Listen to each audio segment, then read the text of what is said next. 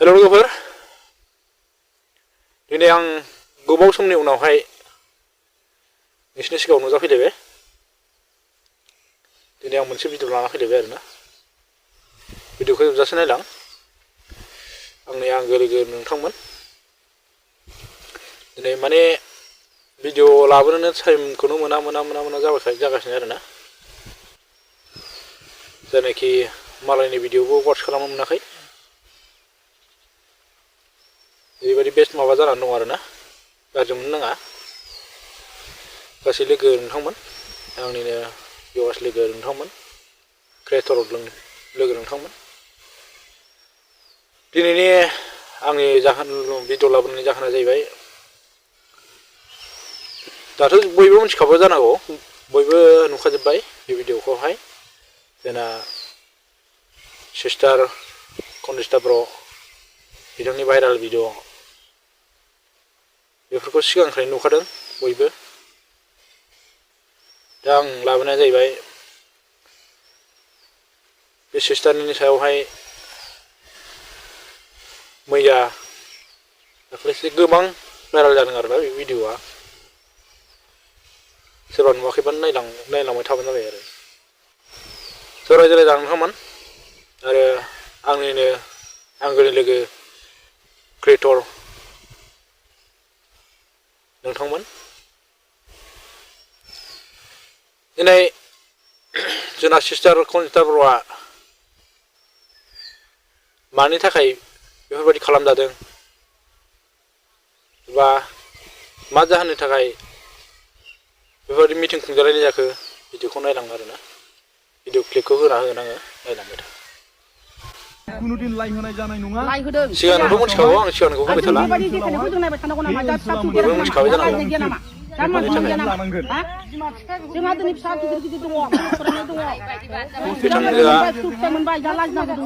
समाजनि बिरोधि एबा समाजनि गैजानाय रिल्स बानायदोंमोन।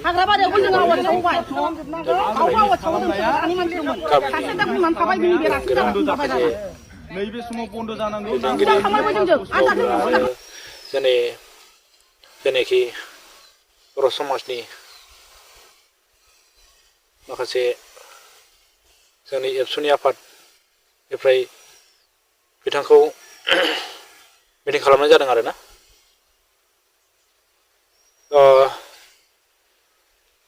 समाज बेरेखाया जाखादों जानाया। बेबायदि भिडिअ लाबोनाया एसे नायजाथाव नङा, एसेबाबो सोंखारि जाथावथाव जाखानायखा। दा बिथांजोहाय मिटिं खालामजानानैहाय गावनि गोरोन्थिखौ बुजिबाय, गावनि गोरोन्थिखौ निमाहा बिनाय जाबाय। आरो नोंथांमोनाथ' बयबो नुखाबाय ससियेल मिडियानि गेजेरजों दिनै मा जालांदों। बिथांजोखौ इयुनाव दिनै बेफोरबायदि एक्सुनि खालामब्ला ओमफ्राय गामिनि गार्जेन ओंखारनानै आंनि भाइरेल भिडिअनि सायावहाय गोबां खोथा सावरायदों आरोना। आंनि रिल्स बानायनाय मानायखौ आंखौ बन्द खालामनो होदों, बेफोरबायदि गाज्रि भिडिअ लाबोनो मोना, जेबो लाबोनो मोना होननानै। आंनि गोरोन्थिमोन लोगोफोर, आंखौ निमाहा होदो। आं सानस्लाबनो हाया बेफोरबायदि गोरोन्थि मावफ्लांबाय। गावनि गोरोन्थिखौ सिगाङावहाय साना हसिया दिनै आंल' नङा आरोना लोगोफोर, गोरोन्थिखौ मावबाय। बुहुद आइजोफोरानो बुहुद हिनजावफोरानो बेफोरबायदि भिडिअ लाबोगासिनो दङ, नाथाय बिसोरखौ नुवाखै। आंखौ दिनै जोंनि समाजा आंखौ नुदों, आंखौ खालामदों। आंनिनो गोरोन्थिमोन लोगोफोर, आंखौ निमाहा होदो। समाजनि सुबुंफोरजों नाना रोखोम बुंजानो गोनां जाबाय। दिनै बिथांजोआ गामिनि रायजो राजा मेलेमजिबि बिथांमोनजोंबो मिटिं खालामजानांगौ गोनां जाबाय। बेफोरो गावनो सानस्लाबनो हायै एबा सानस'नो हायै, बुजिस्लाबनो हायैयाव बेफोरबायदि गोरोन्थिया जाबाय। आरो इयुनावहाय बिदि भिडिअखौ लाबोआबा मोजां आरोना। आरो आं नैबेखौसो बुंनो सानदों, दिनैनि दिनाव आं नैबेखौसो बुंगोन। माखासे जोंनि क्रियेटर नोंथांमोन, सोरबा सोरबाथ' ओरैबायदि जावदों, निमाहा बिबाबो, निमाहा बिखानायखौ नुनानैबो ओरैबायदि जावदों आरो ना बेबायदि नङा बुहुला बयबो जायो मानसि हिसाबै नोंबो सानसे मालाबाफोर गाब्र'योबा नोंखौ सोरबा माबाफोर बुङोबा नोंनि गोसोआव ओरैबायदि खामगोन आरो ना दुखु मोनगोन निमाहा बिसेयावबो जुदि सोरबा एकदमबारे गाबा लाबोनानै जावसिगासिनो आरो ना बिदि खालामनाङा आंनि मथेबाथ' निमाहा बिबाय गावनि गोरोन्थिखौ गाव बुजिनानै गाव निमाहा बिबाय बे भिडिअ'आ स्टपसो जानांसिगौ स्टपसो खालामनांसिगौ बेखौ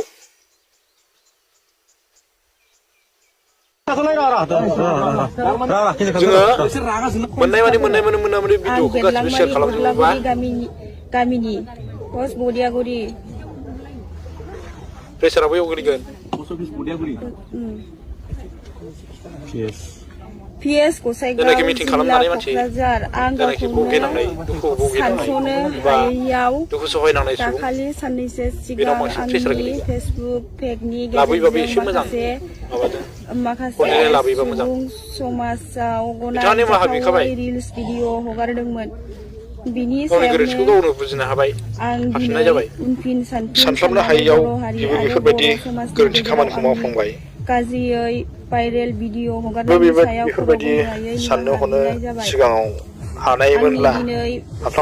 आं दिनै बयनिबो गेजेराव खोथा होयोदि बेनिफ्राय आं भिडिअ बानायनायखौ बन्द' खालामनाय जाबाय इयुनाव आं जुदि रिल्स बानायबावो अब्ला आंनि सायाव साफ्रोमबो बर' रायजो राजा आरो आफादफोरा नांगौ बादियै साजा बयजोंबो गाज्रि मोजां बुंजानांगौ गोनां जाबाय दिनै आं बेखौ बुंबावगोन जोंनि आंगोनि गासै क्रिएटर नोंथांमोन बिथांजोखौल' मानो बुंदों दायनिगिरियाथ' बिथांजोआल' नङाना गोबां दङ जायखौ बुंनो हादों होननानै जायखौ चान्स मोनदों होननानै जानला मोनला खोथा बुंबा बे जाया मेरला मानसि दङ बेल' नङा गोबां मानसियानो बिदि हगारदों बिसोरखौ लाबो कन्टेन्ट जायखौ चान्स मोनदों होननानै डेन्स मारिबा जाया बेहाबो संसार दङ बेहाबो गियान माबा दङ न'खर दङ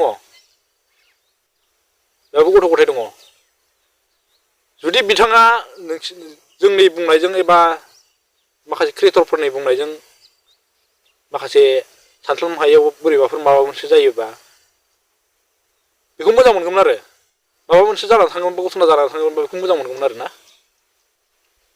कन्टेन्ट लाबोयोबा एसे सानै हयै मोजां समखौ नायग्रोनांगौ नेनांगौ दा निमाहा बिबाय उनाव मा जायो उनावहाय माबादि जाहैगोन बेफोरखौ नेनानै थानाया मोजां सिगांग्रो नोङो चान्स मोनदों होननानै एकदमबारे जावबाय थानानै बे मा जानो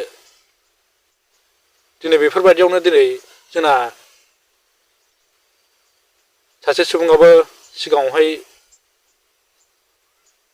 जिउ खोमालांनांगौ गोनां जादों सासे आइजोआबो दिनै बेफोरबायदि बुंनायाव समाजनि माबायावहाय हगारजानानै नाना रोखोम बायदिसिना बुंजानानै जिउ गावनि जिउखौ अबेसेरा खोमानानै लानांगौ गोनां जादों बेनाथ' माथो दंमोन गुबुन हारिनिसो खारसनदोंमोन थांदोंमोन आरो बेखौथ' मोनसे मोजां गियान होनानै मोजां माबाजों बुजायनानै दोननो हायोमोन बे सोरनि गोरोन्थि जों रायजो राजा माखासे क्रिएटर बिसोरनि थाखायसो जादों बुंखायो आं दाबो बे सिस्टाराहाय जुदि बेबायदि लकेसन थाङोबा बेफोरबायदि माबायाव थाङोमोनबा दिनै नोंसिनि गोसोआव गोजोनगौमोन आरो ना दा निमाहा बिखाबाय गावनि गोरोन्थिखौ गाव हमनो हाबाय बुजिनो हाबाय गोबां मानसिजोंबो नाना रोखोम बुंजानो गोनां जाबाय भिडिअखौ स्टप खालामनाया मोजां जायो बेफोरबायदि माबाखौ भाइराल खालामनानै जेबो माबा गैया आरोना मुलाम्फा मोना जों गावजों गाव साननायनि गोनां बुजिलायनो गोनां नोंनि न'खराव जुदि सोरबा सोरबा सासेया बेफोरबायदि माबा खामानि मावोबा नोंखौबो सोरबा माबा मोनसे बुङोबा बिसोरखौबो बेबोथ' दुखु मोनगोन नोंसिनि न'खरनि मानसिफ्राबो नोङो एसे एनैबाबो दुखु मोननाय जागोन ना ओंखायनो कन्टेन्टखौ लाबोयोबा एसे मोजां माबाजों लाबोनांगौ एकदमबारे बेबायदि जायखौ चान्स मोनदों जायखौ बुंनो हादों जायखौ नारसिननो हादों होनदों साननानै जायखौ नारसिननो हादों बेखौ माबा खालामनानै कन्टेन्ट लाबोनाङा बे मोजां नङा आरोना जायखौ नारसिनबाय एकदमबारे जायखौ हायाखिसै नालाय हायाखिसै गैया बे माखासेया बोरै स्टप जाजोबखो बे माखासेखौबो बुं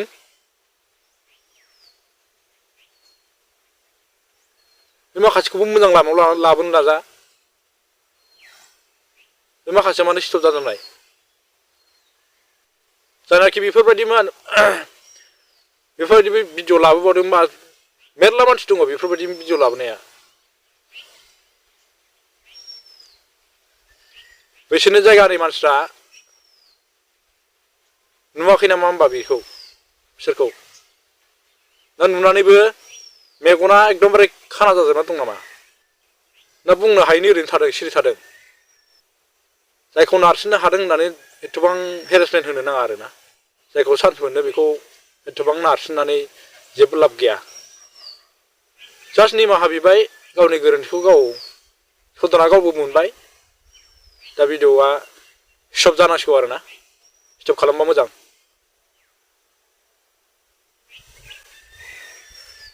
बांद्राय बेबायदि भाइराल खालामबाय थायोबा जोंनि समाजनिबो एसे लाजिथावना माबा जायो बुंजानांगौ माबाया फारिया फैबाय बुंजाखाबायानो गावबो गावनि गोरोन्थि नालाय गावबो बुंजाखाबायानो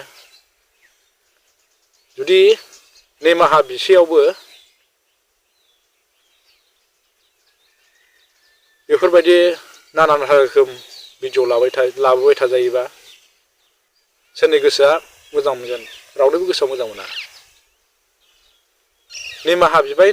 निमाहा बिबाय होननानै गावनि गोरोन्थिखौ बुजिनो हाबाय होननानै जों दा सानलायनांगोन बुजिलायनांगोन गोरोन्थिया बयहाबो जायो बेफोरखौ जुदि सानालासिनो गावनि गोसोबादि कन्टेन्ट लाबोयोबा बे गोरोन्थिया बे कन्टेन्ट लाबोग्रानि गोरोन्थि जागोन बे माखासेखौबो बुं जाहाथे बेफोरबायदिनो मोजां लामायाव लाबोनो हायो आसि थुयै बुं बिसोरखौबो मानो बुङाखै मानो सिरि थादों दा बिसोर एसे मोजांसिनखाय एसे बासिख्र'नानै दोनदों नामा मोजांसिन दां बिसोरो ओंखायनो जेबो बुङाखै बिसोरखौ बेबादि रावखौबो माइ गावजोबजाय खालामनाङा सासेखौल' मा चान्स मोननायाव डेन्स मारिनांगौलै होननायनि बेबादिद्राय बुंद्रायनो नाङा ना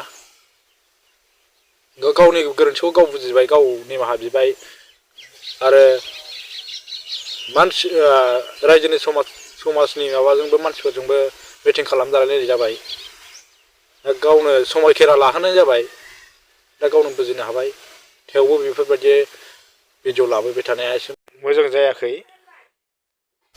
दुखुनांथाव आरोना मोजां जायाखै बेफोरो दा भिडिअखौ स्टप खालामनाया मोजां हायोबा बैसोरखौ बुं साथाम साब्रैसो मानसि दंबावो बिसोरखौ मानो बुंनो हायाखै बिसोरखौ नाम खारिना बुं सासेखौल' हेरेसमेन्ट होनानै मा जानो जेबो लाब गैया दा निमाहा बिफ्लानानै खिन्थु उनावहाय माबा मोनसे खालामोबा बे गावनि गोरोन्थि आरोना बेखौ जेबो रावबो बादा होनो हानाय नङा बुंजानांगौ बुंजाखागोनबो बियो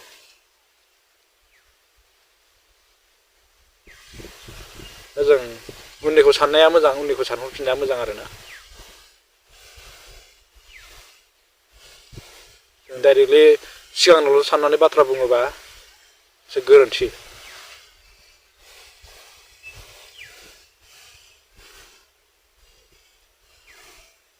बैसोरखौबो बुं लाबो, मानो सिरि दोनदों बिसोरखौ? सिरि दोननो मोना बिसोरखौबो। बिसोरखौबो बेबायदिनो निमाहा बिहोनायनि सेस्था खालामनांगौ, होमब्लासो जागोन आरो। जानाखि बेफोरबायदि मोसानाय माखासे जिखिनि माखासे दंबावो, बिसोरनि गामिनि मानसिफ्राबो बेबायदिनो सेस्था खालाम, मोजां लामायाव लाबोनो नाजा।